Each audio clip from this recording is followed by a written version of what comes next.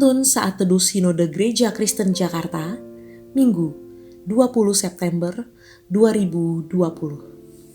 Judul renungan, Menyaksikan Perbuatannya, terambil dari Nats Yohanes 4 ayat 27-38. Pada waktu itu datanglah murid-muridnya dan mereka heran bahwa ia sedang bercakap-cakap dengan seorang perempuan. Tetapi tidak seorang pun yang berkata, "Apa yang kau kehendaki?" atau "Apa yang kau percakapkan dengan dia?" Maka perempuan itu meninggalkan tempayannya di situ, lalu pergi ke kota dan berkata kepada orang-orang yang di situ, "Mari lihat, di sana ada seorang yang mengatakan kepadaku segala sesuatu yang telah kuperbuat. Mungkinkah dia Kristus itu?" Maka mereka pun pergi keluar kota lalu datang kepada Yesus. Sementara itu murid-muridnya mengajak dia, katanya, "Rabi, makanlah." Akan tetapi ia berkata kepada mereka, "Padaku ada makanan yang tidak kamu kenal."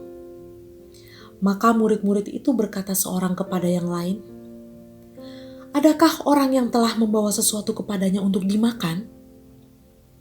Kata Yesus kepada mereka, "Makananku ialah melakukan kehendak Dia yang mengutus aku dan menyelesaikan pekerjaannya. Bukankah kamu mengatakan 4 bulan lagi tibalah musim menuai? Tetapi aku berkata kepadamu, lihatlah sekelilingmu dan pandanglah ladang-ladang yang sudah menguning dan matang untuk dituai. Sekarang juga penuai telah menerima upahnya dan ia mengumpulkan buah untuk hidup yang kekal, sehingga penabur dan penuai sama-sama bersuka cita. Sebab dalam hal ini benarlah peribahasa, yang seorang menabur dan yang lain menuai. Aku mengutus kamu untuk menuai apa yang tidak kamu usahakan.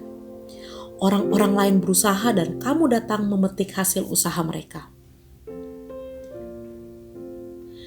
Bagaimana cara lebah saling memberi tanda mengenai adanya cairan manis yang terdapat pada bunga yang merupakan bahan utama untuk madu?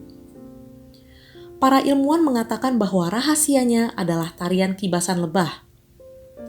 Mereka menyatakan bahwa lebah mengarahkan tubuh ke sumber makanan dan menggunakan kibasannya. Gerakan tersebut untuk memberitahukan lebah-lebah yang lain tentang keberadaan dari sumber makanan itu.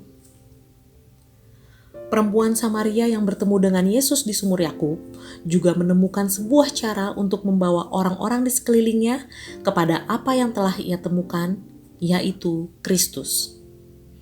Perempuan itu mengatakan kepada orang-orang sekitarnya, "Mari lihat, di sana ada seorang yang mengatakan kepadaku segala sesuatu yang telah kuperbuat. Mungkinkah dia Kristus itu?" Orang-orang Samaria pun tertarik atas apa yang disampaikan oleh perempuan itu. Mereka pun pergi dan bertemu dengan Yesus. Melalui kesaksian perempuan Samaria tersebut, banyak orang Samaria dari kota tersebut yang menjadi percaya kepadanya. Hal yang luar biasa adalah perempuan itu baru saja mengenal Tuhan, tetapi ia sudah bersaksi dan berhasil membawa banyak orang percaya kepada Yesus. Pada saat orang-orang Samaria itu berkerumun dan mendekat kepada Yesus, ia memberitahu para muridnya bahwa makanannya adalah melakukan kehendak Allah. Tuhan Yesus adalah sumber air hidup dan makanan bagi jiwa kita. Keintiman kita dengan Yesus dapat membuat kita mampu melakukan kehendak Allah dan menyelesaikan pekerjaan yang telah Dia percayakan kepada kita. Kesaksian wanita itu sungguh berdampak, sehingga banyak orang datang kepada Yesus yang adalah sumber hidup. Demikian juga dengan kesaksian kita tentang Yesus dapat membuat dunia melihat dan mendengar bahwa Allah telah menyediakan keselamatan bagi semua orang yang percaya kepadanya. Jika kita telah menemukan makanan bagi jiwa kita, maka tuntunlah sesama kita ke sumbernya.